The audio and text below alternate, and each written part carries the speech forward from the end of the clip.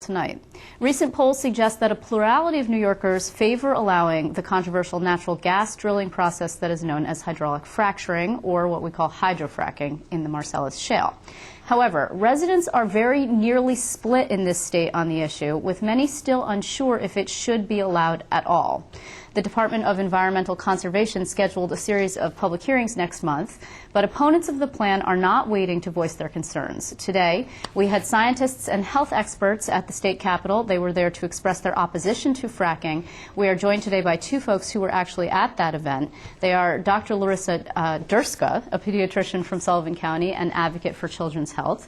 And then we have on the other side Dr. Adam Law. He is a physician specializing in endocrinology. He's also a board member of Physicians, Scientists, and Engineers for Healthy Energy. Doctor, thank you very much.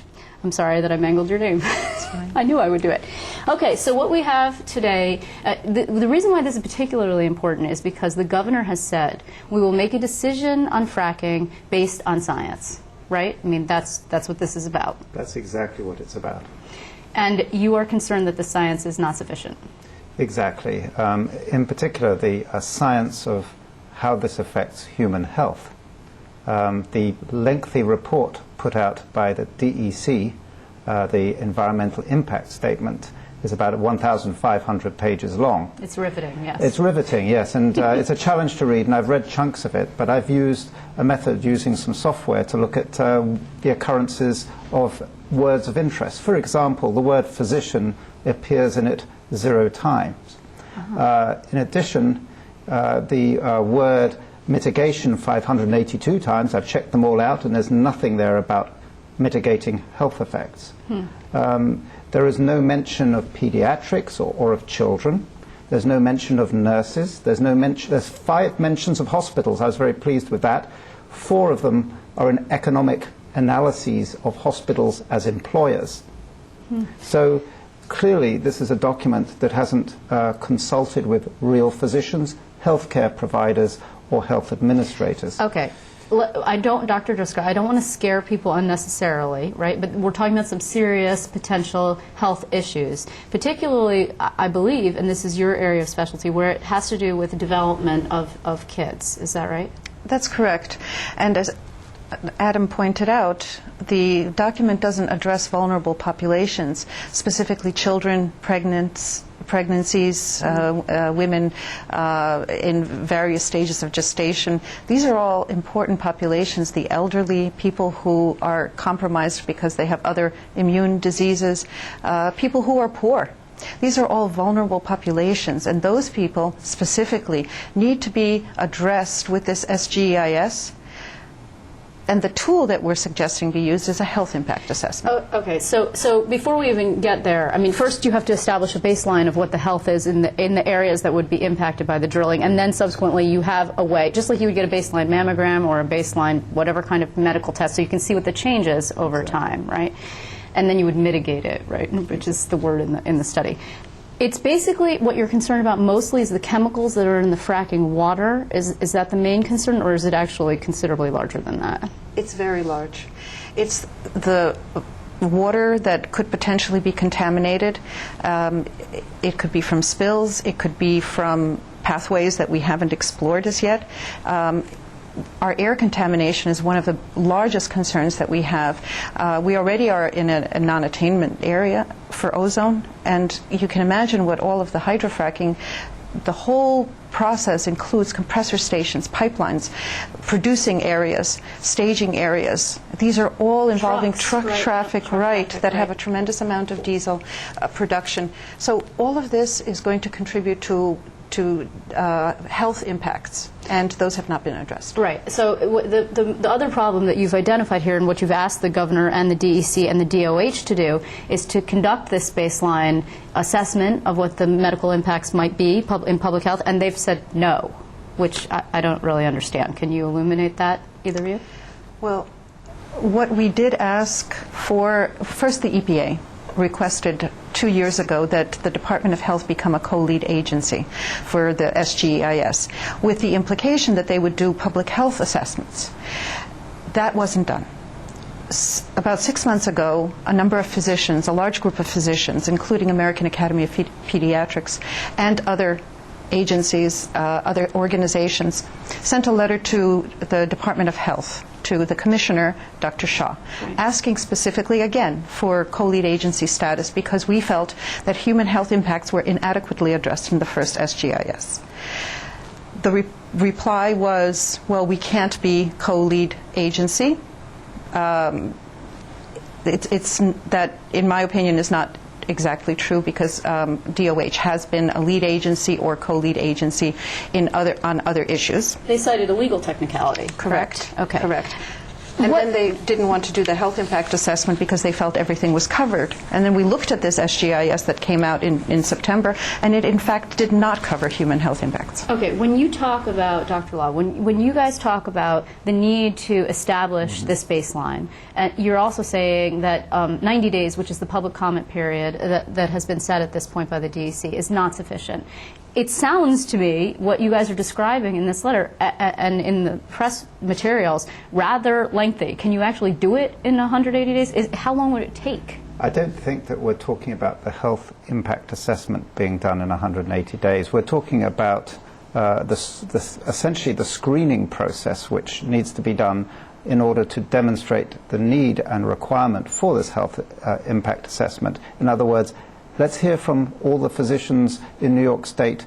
Let's give them a chance, these busy professionals, to have a look at this, and then we can then start to scope it and go ahead with this very established methodology. Okay, but then that would require freezing of the process at the moment, Precisely. correct? Okay, Precisely. and how long do you envision that the freeze would last? Well, I think it needs to be done comprehensively. Certainly, this is not something that is done in a hurry. There is no hurry. The gas is going nowhere. I think that what we want to do is to establish, we've got a lot of the data already. Some of it is already collected. But it's going to take several months for sure. When you do this kind of assessment and you establish a baseline, what does that require? Do you have to go to the residents and do epidemiology studies of folks physically? You have to ask them to come in and take their blood, or you just use data that's already existing? That's the beauty of it. New York State already has the data existing.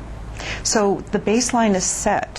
What we need to do is determine the number of people who would be impacted with these specific stressors.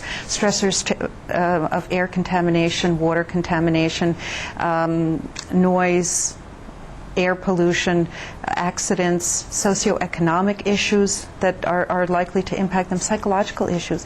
All of these need to be determined for each vulnerable population, or to break down the populations. And the stakeholders who are involved, the hospitals, the emergency services, the county departments of health, the schools, other places too, all need to be consulted on this, because clearly what needs to be put in place is a way forward so that this can be mitigated and monitored. When you were doing your assessment of the number of words and when the word hospital showed up, had anybody looked at the possibility of, and again, not to say that this would happen, but a very large-scale accident, and whether there would be a capability of treating that sort of thing? The word preparedness does not appear in this document. Disaster appears once and is not a thoroughgoing type of discussion. Catastrophe doesn't appear either. This is not something that is really, I think this is a very optimistic document. That's the way I would look at it. And obviously you believe that they want to speed things along because of the economic impact, for example, which is estimated to be quite I would considerable. agree with the Governor. We need to look at the evidence and the science. And I think that does not equal speed. It equals a proper process of deliberation. And that's what we're really asking for. And, as a physician, I work under a code of medical ethics. And when I see patients, I have to make sure I do no harm. I also have to make sure that I use informed consent. That seems like a good enough thing for New Yorkers on this issue, as far as I'm concerned. Just briefly, and unfortunately we'll be out of time soon, what have other states experienced in drilling, do you know, in terms of the medical impact? Well, there are over 30 states in which gas drilling has occurred. Only one state, which is Alaska, and that was on the the commission, it was a commission by the mayor of North Slope, Alaska, to do a health impact assessment. So it's been done, and there's been one other health impact assessment done, and that was in Colorado, but that was not commissioned by the state. It was also a community, Battlement Mesa, that commissioned, and Garfield County. We know of a lot of people who've become ill in areas where gas drilling has occurred. We need more science. We need scientific peer-reviewed studies to determine the exposure pathway, and that has not been done. Do you believe, just to sort of wrap it all up, that it's possible to do this safely, or you just don't think that that determination can be made, in your professional opinions, at this point because you haven't seen the data? I think the latter is true. We have not seen the data. And I think that what I want to make sure is that New Yorkers don't become a guinea pig for this large experiment. Oh boy. Okay. So, and I just want to stress to viewers, we've had folks on both sides of this issue, obviously very controversial. We will be talking about it more in depth. Of course, there are public comment periods. It is going on right now, public hearings. You should look at that DEC website for that. And also, I just wanted to say, if you have, this is online, is that correct? A copy of this letter. If you would just give either of you where people might find it. Yes, you can go to the website of physicians, scientists and engineers. If you just put that in the browser, you'll find our website and you'll find all of this information posted. Okay. It's obviously an area that we've discussed before, so I want to thank you very much for bringing it to our attention. It's quite important. Dr. Law, thank you. Dr. Drska, thank you very much for being here. Thank you. I appreciate it.